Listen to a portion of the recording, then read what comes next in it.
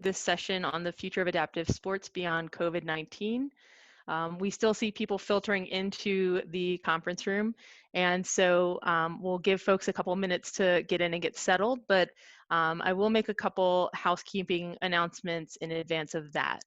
So thank you again for tuning into the Future of Adaptive Sports Beyond COVID-19 as part of the Move United Leadership Conference. My name's Kylene Davis. I am the Member Services Manager with Move United, formerly Disabled Sports USA. We would like to thank the Bob Woodruff Foundation for their long-standing commitment and support and allowing us to bring you this virtual opportunity this week. For those who missed any previous sessions, recordings and session resources can be found on the conference website. This will be the same webpage you used for your RSVP to this session.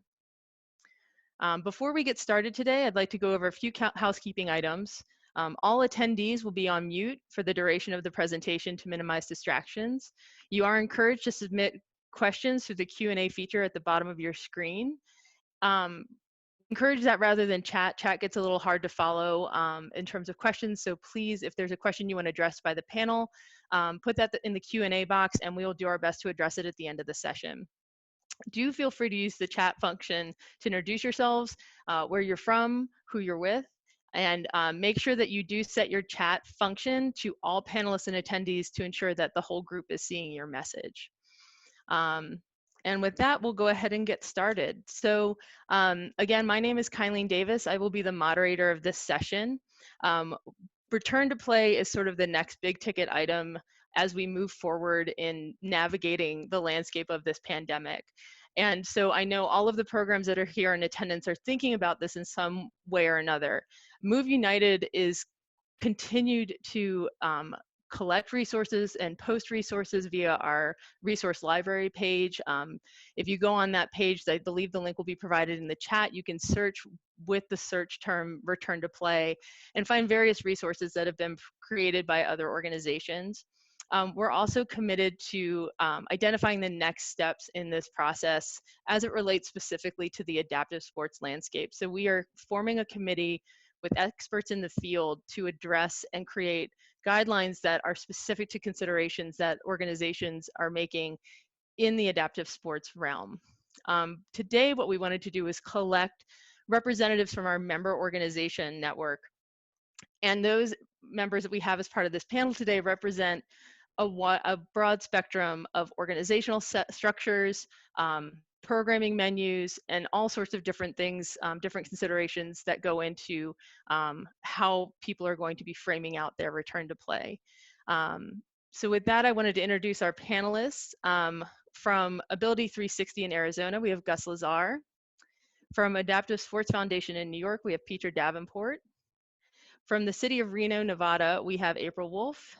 And joining us from Kenney Rehabilitation Institute in Minnesota, we have Megan Welty. So we'll get started in a second, but I wanted to point out that we know this is a big topic, and we hope that the dialogue around this topic is going to continue in the days and weeks to come. This is one of our larger sessions, and so while we are encouraging questions submitted through the Q&A function, we are going to do our best to address them. We won't be able to address all questions today, but we will do our best to circle back to those after the session and create resources around the questions that we're hearing from people. So please be patient with us today as we try to move through this topic. So with that, what I'd like to do is go through the panelists and have them introduce themselves and their organizations. So Gus, if you could please start for us. Sure, thank you. My name is Gus Lazar. I'm the Vice President and General Manager of the Ability 360 Sports and Fitness Center in Phoenix, Arizona. We are, as an organization, a center for independent living. So we're currently open as an essential business with our home care service program, and still providing a lot of advocacy support to our local consumers. And as an organization of the Sports and Fitness Center, we're doing as much as we can virtually with our members as well. Excellent, thank you. Petra, if you could go next and tell us a little bit about your program at the Adaptive Sports Foundation. Sure, thank you so much for having me today. My name is Patriot Davenport. I'm the Deputy Director of Operations at the Adaptive Sports Foundation, which is a nonprofit in Windham, New York, in the Catskills, about 2.5 hours north of New York City. We've been providing programming originally in skiing since about 1984, and so skiing and snowboarding is our main focus in the winter.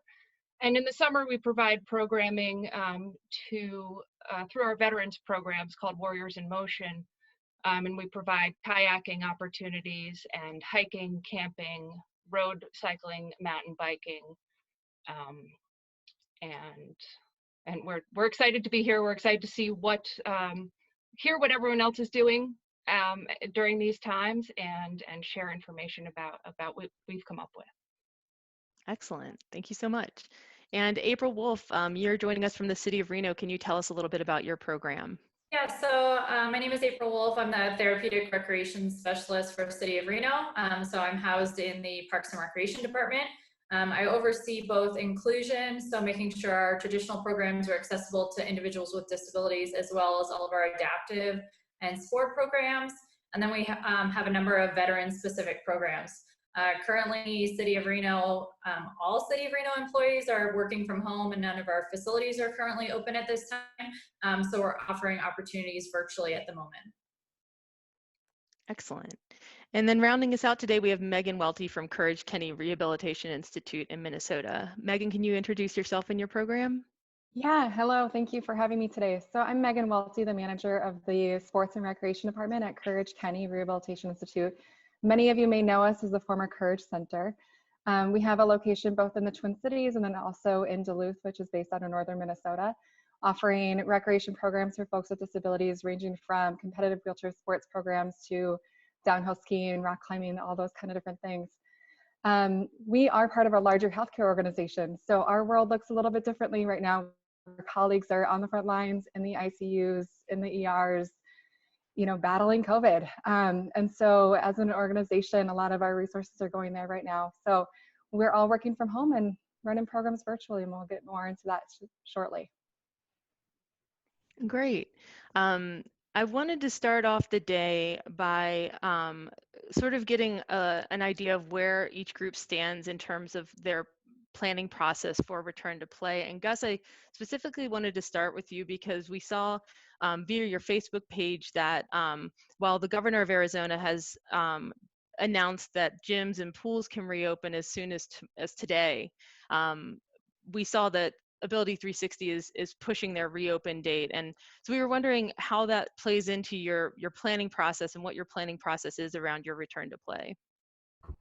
Sure. So like everybody, our sports and fitness center is closed. And when the governor of Arizona yesterday said, hey, gyms and pools can open tomorrow, although, we've been working on a lot of different things in regards to our phases and how we're going to open, we don't have a date yet. And when we sent out the message to our members on social media and our app, and we did a quick e-blast as well, just to kind of get the reach out there. Most of the response, I would say 99.9% of the response was positive in regards to taking the safety of our members and our staff, really seriously. We all want to be open. We want to do what we do, is what we signed up for when we started in this profession. So this is a big 180 for a lot of us, and we're adapting. But, as a facility, that provides, the pool and the fitness center, we have our phases, and we'll balance it out. I'm not going to announce any kind of dates yet. I'm working with my CEO and board of directors, and I think the focus that I think we all have is the recommendations that the CDC and the World Health Organization are really giving us, because we want to be able to respond properly in the case of an emergency situation, and most importantly, protect our staff and have sustainability for all of our programs in the long run. Mm-hmm. Yeah. And Peter, I know ASF has an anticipated return to play date for post July 4, but can you talk a little bit about how your organization is sort of keeping an eye on current recommendations and how they apply specifically to the population that you serve, participant and volunteer? Sure. So when we set our return to play post July 4th, we actually set those dates in early April and thought, wow, this is very conservative. We'll push this to July 4th and we'll be okay. We're obviously rethinking that at this point. Our paramount concern is the safety of our staff, our volunteers, and our participants, many of whom have, especially on the participant side, compromised immunities, and we're very sensitive to that. New York State has opened up to golfing, and that was a few weeks ago, most recently to tennis, but still in our region, we are not yet open to groups of 10 or more. And so we're following the guidelines there. I think the larger guidelines, like Gus said, from the World Health Organization, the CDC, and then our state is set up into different regions. And as of now, recreation is in the 4th phase that will be permitted to open. So I think we're still looking at least 4 to 6 weeks out. And we will continue to monitor and open as we can, with, of course, keeping what we can learn about science and keeping safety front and foremost. Now, April, you are working through a local government. Can you discuss a little bit how your program navigates that in balancing the recommendations, public recommendations, but then also guidelines being set forth by your government entity, and then the needs of your program? Sure. So I think, like, unlike being a standalone nonprofit that, you run your own facilities, as much as, me personally would love to see return to play happen, sooner than later. Obviously we have, city government. I have a Parks and Recreation director that's laid out kind of what our priorities are once we reopen. So priority wise, it's not adaptive recreation programming, unfortunately. It's going to be, getting our camp programs set back up again so that we can provide childcare for families that have returned to work. So a lot of my focus when we reopen will be on more of the inclusive side, and supporting our camp programs that may have individuals with disabilities. And then also I'm dependent on other areas opening. So right now I have a VA grant to do a fitness program with veterans, but if our fitness center, weight and cardio room, and pool are not a part of that initial phase of reopening, then I can't offer a program that I can't access, that portion of our facility. So it's just kind of working with the larger department as we bring stuff back on board. There will be things that we can do independently. So probably one of the first things that will stand up is our adaptive equipment rental program, because since we're not having group programming, that equipment is available and it's sitting there. And I think it's an easy way to stand that up and, safely sanitize it and have that minimal contact with renters and get folks back out recreating as much as possible. Excellent. It's an excellent workaround. Megan, you're in a similar situation in that you're beholden to a larger organization that's handing down directives, but you're in the healthcare field, and as you said, they're on the front lines, and so the priority is fighting the pandemic itself. How does that impact your planning for return? Yeah, we're incredibly lucky being a part of a large healthcare organization that we have just incredible experts that can help guide us through this. But at the same time, there's also some of those challenges too, right? So for example, we have an infection prevention specialist, and when I spoke with her the other day, it was like, when you get back to whatever this might be, you might all be wearing face masks and face shields, because anybody that is patient facing or client facing or participant facing right now, that is what the organization is requiring. So it's hard to envision our world of playing, wheelchair basketball where everybody's wearing a face mask, and I don't know if that's necessarily realistic or not. So it is definitely challenging, just trying to kind of navigate the direction that we're receiving from our larger organization, but then also continuing to be mindful of the needs of our participants and the safety of everyone. So with that, we don't necessarily have a date in mind yet of when we're going to be able to resume these programs. But we're looking at the directions from the CDC, the World Health Organization, a lot of the similar things that other organizations are doing. April, we just launched our adaptive loan program as well, to get the equipment out there, realizing folks need it. They need to be recreating at home. And so we're going to be doing no contact pickups, disinfecting the equipment between uses. All the paperwork will be signed digitally, so they don't have to sign anything in person. So taking those kind of precautions so we can get the equipment out to where it's going to be used the most this summer. Mm-hmm. That's excellent. And to sort of piggyback off of that, you talked about making considerations around the needs of the population that you serve, the sports that you're delivering. I wonder if each of you can talk a little bit about the specific considerations you are making in terms of crafting your return to play around the sports you're providing, around how wearing protective gear might impact the delivery of sport and individual contact. So Gus, I'll jump back to you. Are there considerations you're making in that space, not just with participants, but also with volunteers and protecting volunteers? Absolutely. So within our phases, most likely we're going to open our pool area first because it'll be a really simple flow through the front lobby of our building, and then use the side door to access the pool.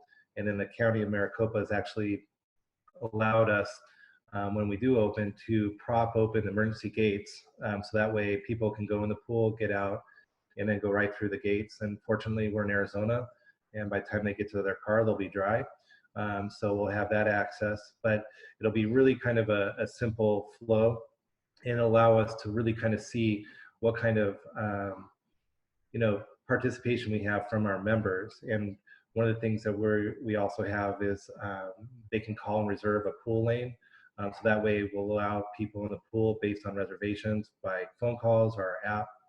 But in regards to the safety of our volunteers and our staff, the County of Maricopa won't allow lifeguards to wear masks on the pool deck, and that's a safety consideration. I was on a meeting with some other organizations yesterday, and that's one of the biggest things is, what can we do in the case of an emergency, especially if it's a water sport. Kayaking, you can be distant, but if there's a emergency where you have to perform any kind of CPR or just a simple transfer back into a boat, how are you going to protect yourself and the staff? And that's something that we're really going to have to work on together to make sure that we're guiding our volunteers in the right direction, not putting them in harm. The equipment rentals are amazing for people. One thing that we've been really fortunate with is we have a couple grant funded programs for people that are in a transitionary state from rehab to the community. And with that, we've been able to offer virtual personal training and recreation therapy sessions. And those have really been a highlight for our members. And I think we can all agree, when you call one of your members or your participants, they're so excited to hear from you. They want to know if you're going to do things tomorrow, but regardless, they're so excited to hear from you and being a part of the community.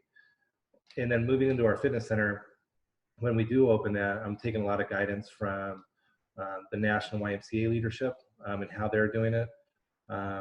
We've already spread all of our machines to a place where the physical distancing can be,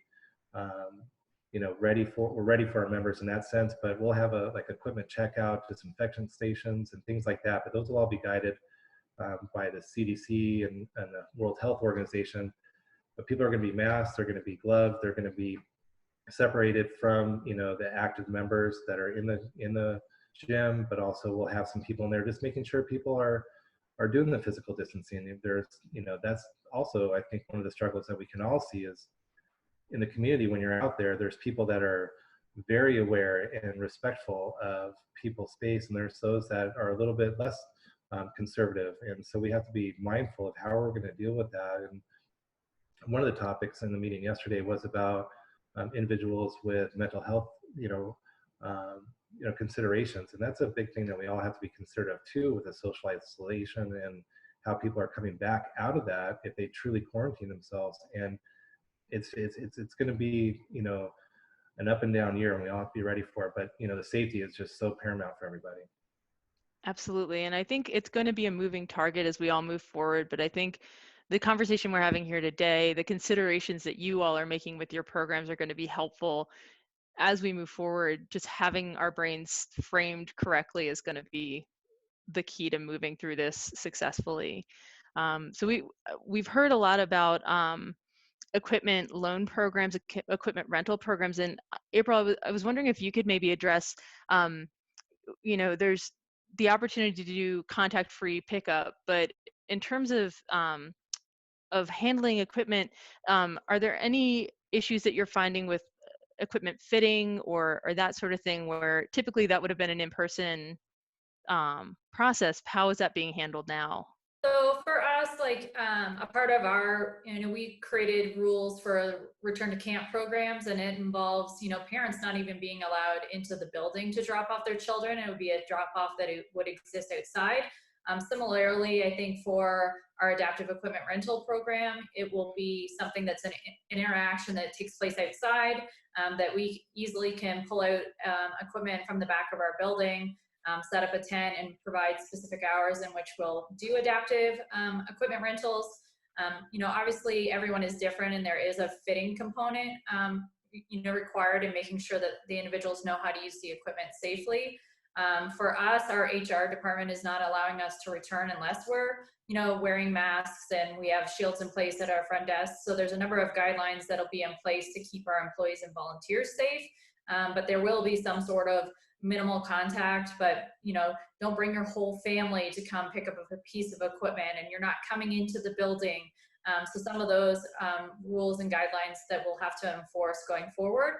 We're also looking at, too, rather than just disinfectants, is purchasing a UV light to also, adaptive equipment has every little nook and cranny to kind of try to clean and wipe everything down sufficiently. We've also purchased a number of different UV light sanitation. So that'll be a part of when the equipment is returned, that it's been properly sanitized before it goes back out again. Great, excellent. And Petra, I know in some of the conversations we had prior to this, one of the points that you made is that it is your business. You're in the business of adapting to your students' needs, adapting to situations. Can you talk a little bit about how you're sort of wrapping that into your planning, what considerations you're making around the delivery of your programming in the future? Sure. So typically in April and May, we're wrapping up our winter and sort of planning for our summer. And we made a very conscious decision to launch a social media channel called ASF Today, where we post on Facebook, we have webinars going, and we're trying to provide services that our constituents are asking for. And we're calling on all of our students, we're calling on our volunteers, we're having more staff meetings than we typically would, because we want to see what the needs are while people are at home. We actually launched our ASF Today series with one of our volunteer instructors, who is an assistant professor at Columbia University, who is in the lab and giving us a real science-based facts on how the coronavirus is affecting people and cleaning. And he talked about UV light and that type of thing. So we're really taking that approach. And I think to talk about a bit what Gus was mentioning, we're looking at the offerings this summer that we may be able to provide, and really thinking about, is kayaking, is water rescue the right thing for us right now? Golf, you can stay very far apart, you can sanitize clubs, you can that type of thing. So we're really just trying to identify what makes sense for our population now, and really trying to do some reach out. And conversations like this are so helpful to see what other people are doing too. Absolutely, yeah. Megan, I want to jump back to something you mentioned when you were talking about your equipment loan program. You mentioned a switch over to digital sign out. And I'm wondering, and we'll start with you, but we'll kick this to the group as well. Do you all see, obviously there's a lot of virtual programming going on, but there's also virtual efficiencies that are coming into play with remote digital signups and sign outs. Do you see those things being wrapped up into the future of how you are delivering your programming? Yeah, I mean, absolutely. But that's kind of our hope from all of this, is that some of the things that we're implementing now, even our virtual programs, the registration forms online, those things will stick. and it'll just make it way more efficient in the future. And we'll hopefully be able to reach more people that are more rural or have transportation as a challenge. I don't know if you guys, in Minnesota, when it snows, our participation goes way down. So, you know, it gets really challenging when we get a heavy snow here. And so now we can do virtual yoga, you know, we can do virtual practices, and we have those tools in our back pocket because we're figuring it out on the fly now, that we're going to be able to continue to run those kind of things in the winter when people can't physically get to the programs or the facilities. So those are kind of the silver lining of all of this, is creating those efficiencies of getting people used to signing forms electronically, getting used to being on virtual events. And, you know, it will shape and change the way we operate in the future. That's for sure. Yeah. April, is the city of Reno currently, is that something you guys currently have the capability to use? Is it something you've used in the past, or is it something that you're exploring for the future? Yeah, I think the nice part, you know, sometimes when you work in city government, you don't get a lot of control over social media or over your, you know, website. It's usually run by somebody within, you know, the city that does it for the entire city. Luckily, way before all of this, I advocated for the fact that our population that we serve is very unique. So I was able, it's branded as the city and it still has city employees monitoring it, but we have our own City of Reno adaptive page. So that was really key for us to then launch virtual opportunities or provide live Zoom workouts. It also, you know, like Megan said, you know, we're reaching folks that we would have never reached before. We host a monthly spinal cord injury lunch and learn with a topic speaker every month that traditionally has been hosted in person. And we'd get maybe, you know, 15 local individuals with spinal cord injury or that have been brought over from the local rehab. Well, now by being able to offer it virtually, you know, we can reach somebody that might be still in a rehab hospital bed and they can participate, or maybe they can't leave their home currently because they don't have transportation. So it's, you know, there's definitely best practices learned from having to go, being forced to go virtually, but you know, there's things that I think will definitely carry forward just to continue to serve more people in the future. Yeah. And Petra, is ASF, are you looking at employing more digital access points for your participants? So that's something that has been, yes, that's something that has been sort of in the process and in the plan for a few years, and the past few years, a little more has been rolled out each time, and like both Megan and April said, this is forcing it, and we're definitely thinking more will stick, from online waivers instead of paper waivers, and participation forms that can be done online, rental forms for our skis and snowboards, and all of our volunteer paperwork is already online. So I think that's going to be very helpful. And the more that we see, anything that we get online, we'll try to keep there for sure. Yeah. Gus, I'm wondering, does Ability 360, does this impact how you train and onboard volunteers and staff? Are there digital access points for those folks as well? Excuse me, we do have digital access points. We have been doing some virtual classes, and if someone is not a member and they want to register for one of the courses that we're offering online, they still have to sign a digital waiver. So we're making sure we get that. Right now, most of our volunteers are very hands-on in the fitness center. Right now, they're not coming in, and so we're asking them to participate, you know, in our classes and stay connected with our members that way. And we've also, you know, share with them on a weekly basis some volunteer opportunities in the community. I think we all have great volunteers within our organization, and there's a lot of people that want to give back to the community. So sharing sharing your volunteer base with other organizations that could really use it right now, I think is imperative, and it's going to help us build partnerships in the long run. Excellent. We've talked a little bit about staff and volunteers. We know from external feedback that this is sort of changing the way that we're engaging volunteers across the board. I'm wondering, April, if you could talk a little bit about the support system that supports your program, the staff and volunteers, and how they've been impacted by this situation, and how your program is looking at that moving forward. So as far as, City of Reno, we thought we were going to be staying home for 3 weeks. Then it became multiple weeks. So initially we paid all of our part-time staff for the first 3 weeks, but eventually had to, unfortunately, lay them off temporarily.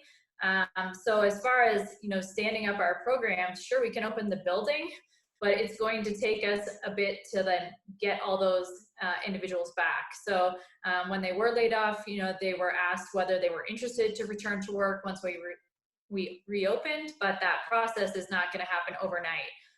So we're hoping, and unfortunately with every governor, it seems like, you find out on Thursday that you get to be open on Saturday, and it's like, hold the phone, I don't have any staff to, run the building.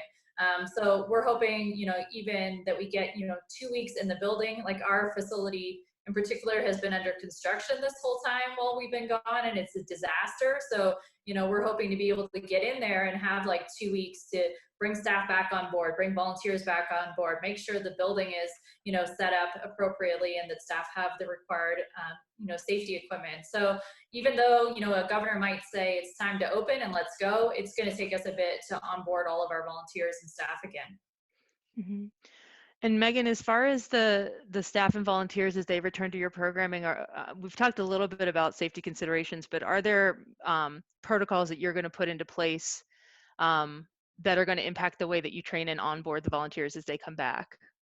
Yeah, currently we have suspended onboarding all new volunteers and are just kind of sticking with our existing pool of helping out with virtual events, and they have stepped up. It has been so fun, and they are just as excited to be engaged in those virtual events as our participants are. Going forward to the future, there's a lot of unknown. I think that's where we are going to be just kind of navigating the direction from our larger organization of, are we going to be wearing face masks? Do our volunteers need to be wearing face shields? What is the proper personal protection equipment that is going to be required? And to be honest with you, being a part of a healthcare organization, there's very limited resources because the doctors and the nurses and the people at the front lines need all of that right now. So those are the challenges that we're kind of trying to go through right now. We do have, a fitness center and a pool as well, similar to Gus's organization. And so they are looking at some of the similar ideas of just how do we open up those facilities. Our main facility is actually attached to an inpatient rehab unit, which is on 100% lockdown right now. It's kind of treated like an assisted care facility. And so that also puts some challenges in place of when we can actually be back in our facility. So again, I think the priority is looking at the safety for the staff, the participants, the volunteers. We don't want to put anybody in an unsafe situation that they're not comfortable with, and just being very mindful about that when we make those asks of when we're ready to be back to service. Great. And Petra, with your volunteer network, are you engaging them in the process of considerations as you look toward return to play? Like, how are you engaging with that population right now? So because it's a great group of people, as most volunteer organizations are, a lot of our volunteers continue to communicate with each other. Staff has been reaching out really on a personal note, and now we're making a much more orchestrated measure to really contact everyone and see, because if we have participants that want to come back but volunteers that aren't necessarily comfortable with that, then we have to balance those numbers. I think in the summer we have the opportunity to be outside and spend more time distance from each other, which can obviously be safer than if we were inside.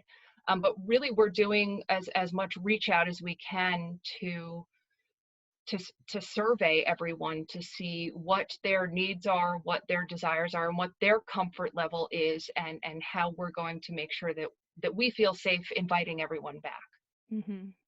Absolutely. Gus, you have a gym facility on site, and there's obviously a natural cleaning protocol for that sort of facility.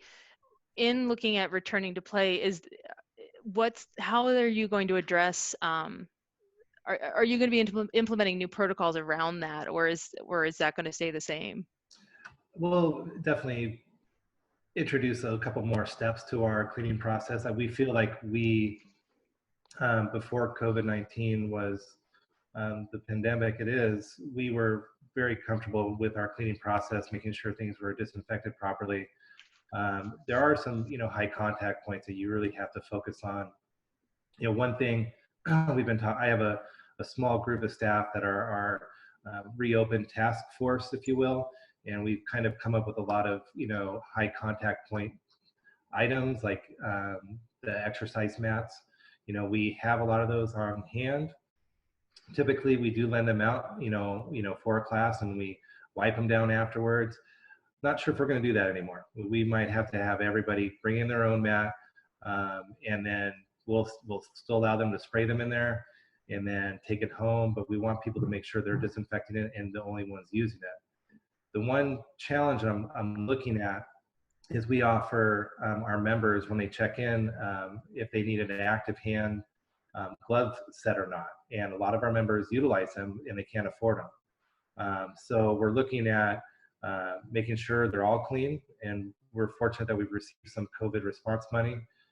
So when they check in, when we open, guess what they're going to get? They're going to get their own active hands, and they're going to keep them. And the next time they need a set, they're going to have to buy them on their own. And then hopefully we can start a process where, we can re-lend those out. But you think of the fabric that they're made out of, and the neoprene and the Velcro, to be able to clean that on a regular basis is going to be a struggle enough. So we'll focus on the high contact points we're going to be using, and we're again in conversation with leaderships of the YMCA and other like organizations to make sure that we're making sure we're disinfecting things properly and safely. And for gyms, I was talking to a leader of the YMCA yesterday, and when the city of Atlanta opened up, they have 8 YMCAs in Metro Atlanta. They had on average 100 visits a day in each one of those gyms. So people are, as much as I think people are gearing up, ready to go back, there's a little bit of hesitation too to make sure it's safe. And we're also looking at those numbers too. So it's going to be interesting, but those are some considerations that we're making in regards to the fitness room. And also, we're not going to offer in-person group fitness classes just yet. We're going to have phases to that. We're fortunate to have our courts, which are under construction right now too. So we're taking advantage of this opportunity to get some stuff done that's been needed. But we might offer our fitness classes on the courts so we can really spread out and do that as well. So there's some consideration in regards to that as well. That's excellent. Thank you. And I think it's important, this kind of dialogue is so important because participants are going to look to our organizations to really set the tone in terms of what is safe in terms of return to play. And it sounds like you are all being very thoughtful about how this process is going to roll out. We've gotten a number of questions from our audience, which is excellent. Before we jump into those, I did want to sort of post to the group, we keep hearing the term new normal. And I think when we all look at our programs, our ideal goal is to return to play as it once was. That may or may not be possible, but I wonder if you could each speak a little bit to how you see what your ultimate goal is, what your goal is, and how realistic do you think those goals are. So Megan, if you want to jump in and let us know your thoughts on that. So, I mean, that's been our goal since day one, is to be able to return to play. We've been trying to hold out and be just as optimistic as we can be, but I think the challenge is there's just so much unknown of where this is going to go, how long it's going to last, and how do we continue to keep people safe. So as much as I would love to say, like, we're going to be back running programs in 6 months, just like we were, 6 months ago, I don't know if that's going to necessarily be the case, especially considering the guidelines and other things that we're hearing right now.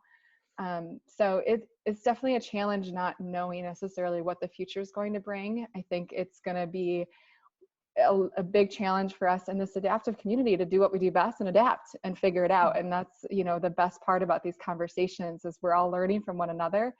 And that's been my huge takeaway of just how this entire group as a nation in the adaptive community has come together to share ideas and resources, and has just been an incredible force because we all want to get back out there and play. So our hope is that we can get there. There's going to be a lot of work to make it happen and keep people safe. So, April, how about City of Reno? I know, like, for me personally, this has been, like, I'm a super type A planner. And so even my boss calls me to tell me, like, ahead of time before she tells everybody in a meeting, they're like, hey, you're not going to be able to do that. So it's just, you know, it's pushing me definitely outside of my comfort area. And, you know, obviously we would like to get back to some sort of, you know, normal again, but, you know, realistically knowing that it's going to look very different. And, you know, program sizes may need to be, you know, adjusted to, you know, promote social distancing. Or when we host, you know, we host a very large tournament every year, and maybe we look at only bringing in regional teams that are driving so that they're not, you know, transporting from all over the country. So it's definitely going to adjust how we do stuff going forward. But we are here to serve this population. So at some point and in some way, we're going to continue to do that. If it means it's partially virtually, or the classes are smaller and we need to offer them more frequently because we can't have any more than 5 people in a class, it'll definitely, you know, we're born to adapt and we can come up with solutions, but it's definitely not going to look the same. And Petra, what are your hopes for Adaptive Sports Foundation? So I think we also recognize that it won't look the same. I think the first reason a lot of people come to the Adaptive Sports Foundation is for the sports. But they come back because of the feeling, the camaraderie, the people that they meet, the resources that people share. So our goal really is to make sure that we can still offer that, so that we still have a place where families can talk, where veterans still have an opportunity to somehow be together. And what that medium is obviously what we're still trying to figure out. But that's part of what we're trying to do is really just make sure that we can be a resource and continue having people get together and find the other resources for the needs that they need to fill, especially during this time. So I think to some extent, some of the sports that we offer are a little bit secondary, and we're looking at how to make sure that feeling is still contained and moving forward. Great. Gus, what does the future look like for Ability 360? I would mirror and duplicate what they're saying. We get in this to be with people. We're people, right? I love walking through our facility and talking to members and high-fiving them, and if they're, you know, on a machine, and you can kind of, you know, joke with them a little bit to work a little bit harder. And it's, you know, we're still going to have that connection. It's just going to be a little bit more of a distance for a little while. I'm an eternal optimist. I mean, I see the future and I know it's going to be bright. I don't know when we're going to be there. Luckily, I have a lot of staff that are realists, and they kind of keep me down a little bit, you know, like, hey, whoa, Gus, you know, it's, let's not get too much ahead of ourselves, because we're all idea people as well. So, you know, some people are calling it the new normal or the normal now. And it's going to be, you know, an interesting segue, you know, when we look back on this in 5 years from now and really have an understanding, and looking at some of the universities, you know, and, you know, professional sport organizations that are really going to, you know, help us. Because I think when we look at what they're doing in their setting and the size crowds that they have, you know, what are they going to do to stay sustainable, and what can we learn from them? So I think there's a lot of ways that we can learn from other organizations that might not even be sports organizations. I mean, how is retail going to do what they do? You know, yes, Amazon is doing an incredible job right now. And if you're looking at some of the virtual programming that organizations like Dare to Try and Adaptive Ventures are doing, they're doing an incredible job. But what are other organizations that are outside of our world doing that we could bring into, you know, adapted sports, and how can we learn from them and share with each other? I think that's going to be the key, because we're all about community and just kind of guiding that together. So, you know, as an optimist, I can't wait to high five someone walking through my halls, but it's going to be a while before we do that. Yeah, and thank goodness in the meantime for high-fiving gifts because I've been wearing those out. Well, excellent. Thank you all for joining us again. We appreciate the perspectives you brought. We have about 15 minutes remaining in the session. So what I wanted to do is go through some of the questions we've received from the audience. For the audience, I'm going to do my best to get through as much as we can in the time remaining. I am going to focus on questions related specifically to this return to play bigger topic. We'll do our best to address any questions outside of that beyond the session.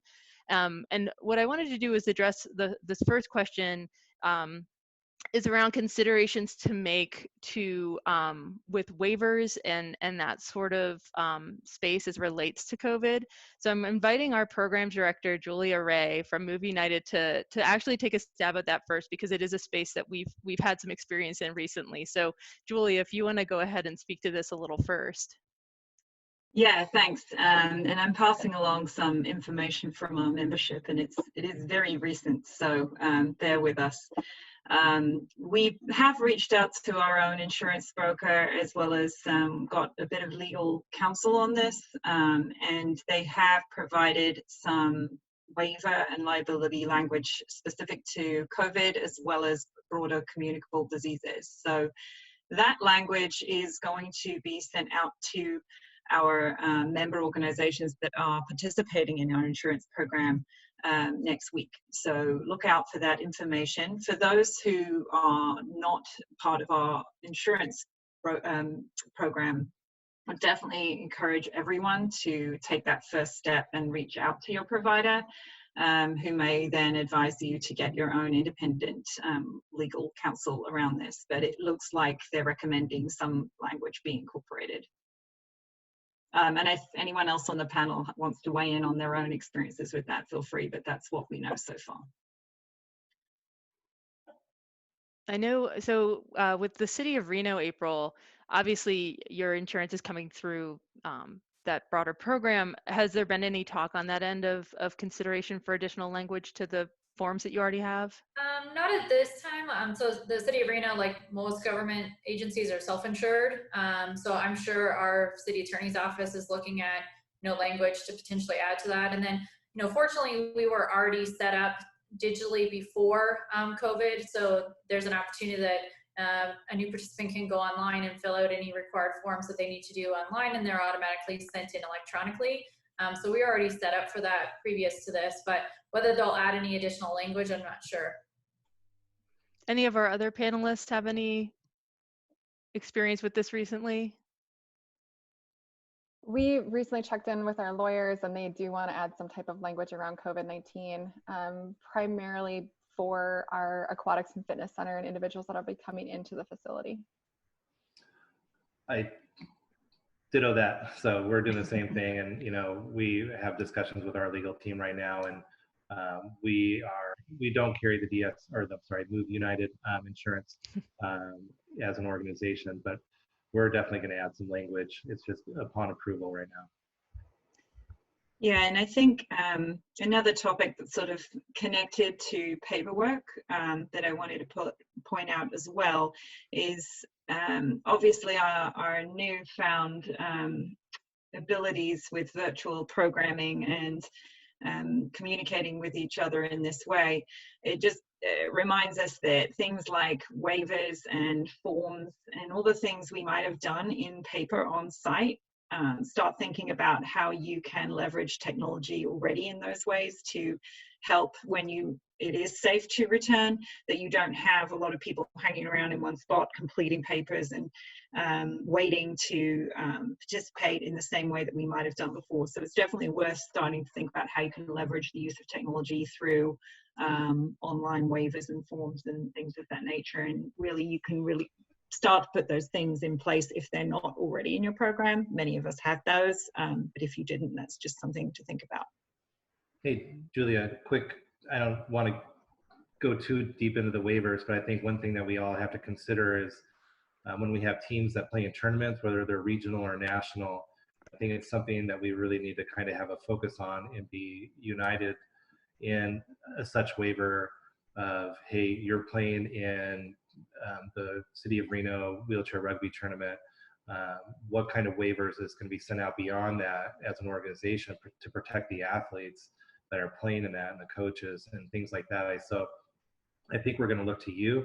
I know you guys are doing some great work in regards to this, but we're going to look to you to kind of help guide us in a sense of, having specific and consistent tournament language to send to athletes and teams to encourage this, the competitiveness of everything, but as well as making sure tournaments, when they're allowed to happen, are safe and ready to go.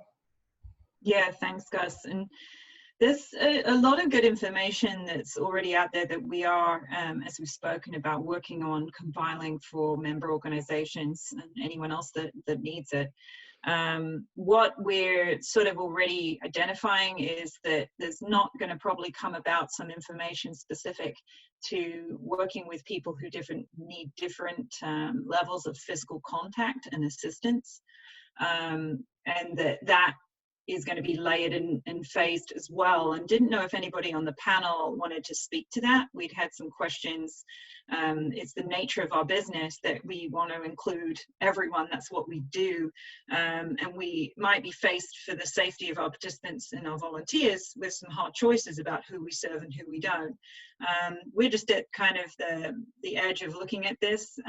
So it's a tough question. So sorry if nobody else has got into this yet, but wanted to throw that back to the panel. If anybody had thought about the level of hands-on assistance our different participants might need and whether or not there's a consideration around phasing of that. This is Megan. I can just jump in with an example with our equipment loan program. So we're phasing in no contact pickups right now and have really decided that we're not going to be doing any sort of fittings. So we're really just relying on participants that have been fitted for the equipment in the past and hoping and giving them enough knowledge to be able to make minor adjustments. But we won't be able to be hands-on doing those equipment fittings. It's going to be hard to know what that's going to look like, especially because of the nature of the beast of this being the COVID-19, possibly people being asymptomatic, that again, you're putting yourself and staff and volunteers at risk, possibly being hands-on with somebody that may not know that they're a carrier. And so that's the direction that we're receiving from our larger organization right now is we just don't know what that's going to look like as far as how we're going to continue to be hands-on. And they're looking at that from even a physical therapy perspective. Just to kind of give you guys an example, everybody that's going into surgery right now is getting tested, but they're trying to figure out how are we going to be opening physical therapy back up. Well, those people might be coming back weekly for physical therapy sessions, but not necessarily getting tested. So those staff are even at a greater risk by treating those individuals that are getting physical therapy. So it's really a big challenge to figure out how hands-on can we be in the future. Yeah, that's one. I think the biggest thing for us to wrestle as providers is once we have to get within that 6 feet recommendation, what then, and how does that happen safely? And we're definitely not in a place we have enough information or can resolve for that yet, but it's good to think about. Anybody else have any thoughts on that? We work in a profession that we often go above and beyond what the minimum requirements are for the ADA. And I think unfortunately, where our staff and volunteers might have been transferring, at wheelchair rugby practice, they may have to bring somebody with them to do that that's from their household or, versus our staff doing it, like we have in the past. So it may be taking a look at kind of the practices we did before, and that we may have been going much, much more above and beyond what is, required or, we should do, but just to protect our staff and volunteers going forward. Thank you. And Megan mentioned testing, and I know state by state, the availability of testing is not something that's they're not prolific right now. But I wonder if any of your groups have had conversations around the use of testing and whether that's dovetailing into how you're approaching return to play. So from City of Reno's standpoint, I know we're not obviously testing, but a part of like our return to play for our camps is that the children we've purchased touchless thermometer, and all the children, as they are coming into our program, will have their temperature as well as staff taken. So, you know, that's definitely something we've never done before, but it will be a new practice going forward. I think we're thinking about the same things. At this point, we're collecting all of the information, which makes the most sense to write the criteria that we're going to require. If different states have different requirements about social distancing, are we going to allow people to come from different states? Of course we want to, but we want to make sure that we're protecting everyone. So we're looking at all of that right now and really don't have any fast answers on it. And I know, obviously, Megan, you're working in the healthcare industry and have referenced having medical advisors at hand to help guide the process. Have any of the other groups had access to or sought out advice from a medical advisor?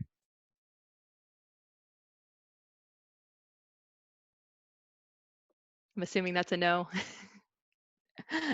All right. Let's see, just looking at some of the questions coming through. We talked about, this has come up a lot, the cleaning, sanitizing of equipment and spaces. Are there specific protocols that are being put into place and posted, and can you guys reference some of those specific protocols?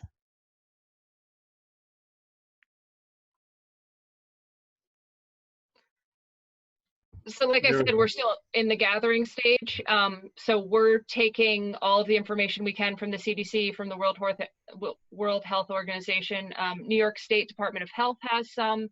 The USOPC issued some guidance in terms of different levels of what is safe, sort of low risk, high risk, medium risk, and we're collecting and we'll make decisions based on that.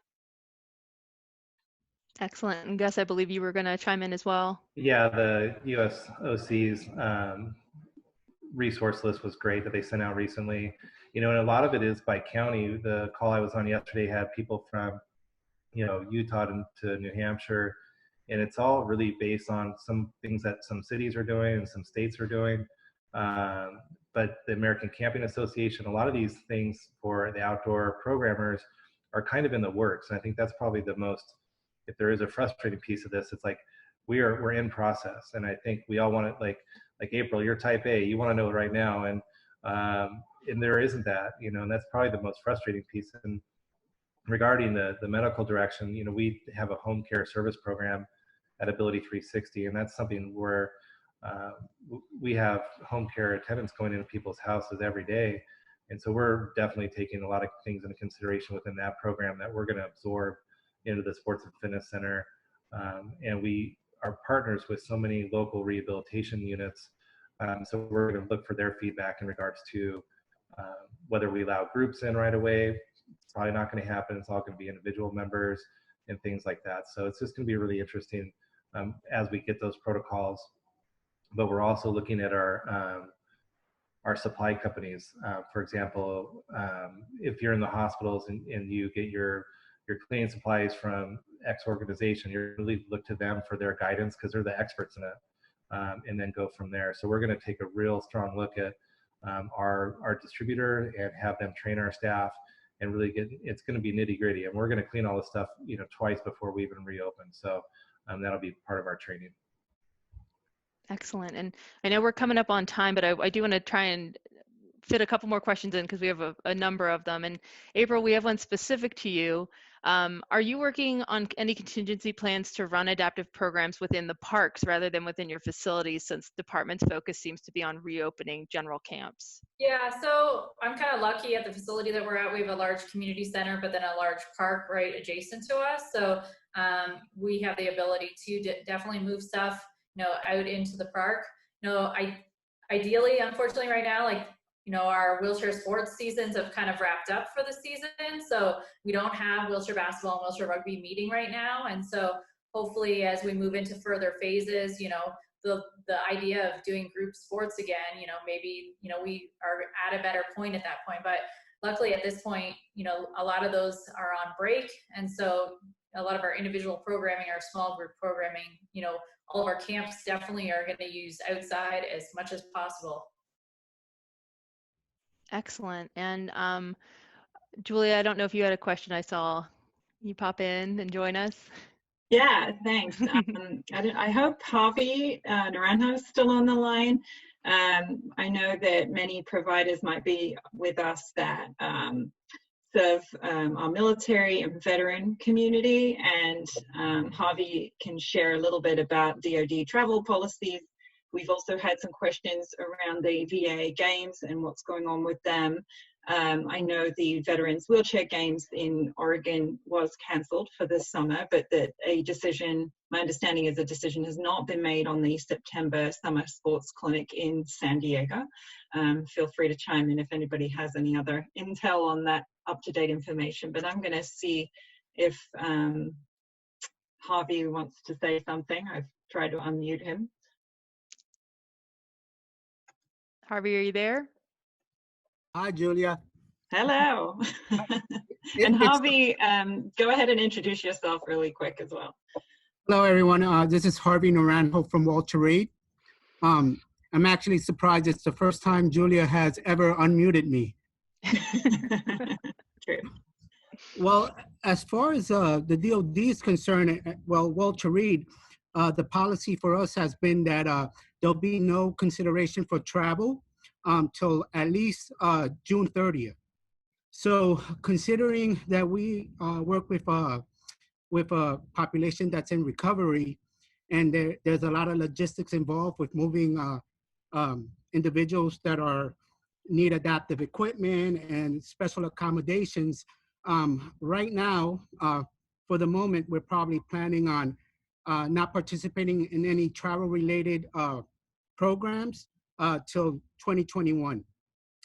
That's only as far as Walter Reed's concerned. I don't know what the other facilities are thinking, but you know, it's a day-by-day kind of thing for us. And as all the information from the professionals come in, we'll keep adapting and making considerations. Thanks a lot, Harvey. That's helpful to know that information. Appreciate you joining us today. And I know we're coming up on time, so I'm going to turn it back over to Kylene. Thanks, and I appreciate all the questions that have come in from our audience. I know we didn't get anywhere close to answering all of them, so we're going to do our best in the days after the conference to address some of these questions, and also in crafting some of the resources that we're providing to member organizations and other organizations. We're going to take these questions into consideration. Yeah. But this was a very valuable panel. I want to thank all the panelists for joining us and sharing their thoughts and their processes. There's definitely been some themes that have shown up in terms of the regulation of phased return, increased cleaning protocols, decreased class sizes and different operational times, and the inclusion of virtual programming and efficiencies. So we're excited to sort of hear themes emerging, and we hope to build off of this in the future. You will be hearing more from us in this space as the days and weeks come, so watch the space. We will be in communication. But thanks again to our panelists for joining us. For all the audience members in attendance, we have a survey that's being presented in the chat box. Also, when you close out of Zoom, you'll be redirected to a URL for the survey. We look forward to your feedback. It's going to help us improve this and other events in the future, so please do fill that out. Also, if you would love to stay involved with the conversation and share your thoughts throughout the rest of the conference, please join us on social media and use the hashtag MoveUnited to keep us as part of this dialogue and keep the wheels turning. So thanks everybody for joining us. We look forward to continuing to work with you all on this, and we'll hope you have a good rest of the conference.